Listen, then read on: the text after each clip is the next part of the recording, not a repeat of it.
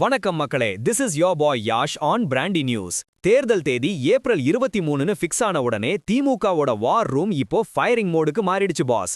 டெல்லி அரசியல்ல டாப் கியர்ல இருந்த கனிமொழி எம்பி இப்போ ஸ்டேட் பாலிடிக்ஸ் பக்கம் திரும்புறது தான் தமிழக அரசியலோட லேட்டஸ்ட் சென்சேஷன். இதோ அந்த அதிரடி ரிப்போர்ட். Let's role. எம்பியா இல்ல எம்எல்ஏவா? தூத்துக்குடி எம்பி கனிமொழி இப்போ மாநில அரசியலுக்குள்ள குதிக்க போறாங்க. அவரோட ஆதரவாளர்கள் இப்பவே 5 மாவட்டங்கள்ல விருப்ப மனுக்களை தட்டி விட்டுட்டாங்க. இது உதயநிதிக்கு செக்மேட்டா? டெல்டா கோட்டை. அப்பாவோட சொந்த ஊர் திருவாரூர் இல்லனா தஞ்சாவூர். கருணாநிதி ஜெயிச்ச அதே திருவாரூர்ல கனிமொழி களமிறங்குனா அது சம எமோஷனல் மூவா இருக்கும்னு திமுக கணக்கு போறது பாஸ். South Indian suspense. தென்மண்டல பொறுப்பாளரா இருக்கிற கனிமொழிக்கு நெல்லை இல்லனா தென்காசி மேலையும் ஒரு கண் இருக்கு. தூத்துக்குடி எம்பியா இருந்தாலும் அங்க இருக்கிற சீனியர் அமைச்சர்களோட தொகுதியில கை வைக்க அவர் விரும்பலையாம். உதயநிதி வெர்சஸ் கனிமொழி.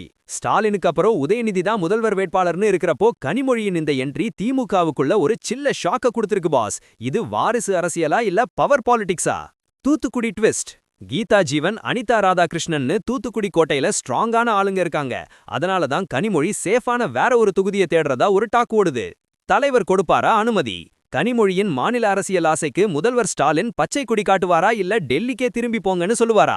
திமுகவோட இந்த இன்டர்னல் மேட்டர் இப்போ சம வைரல்.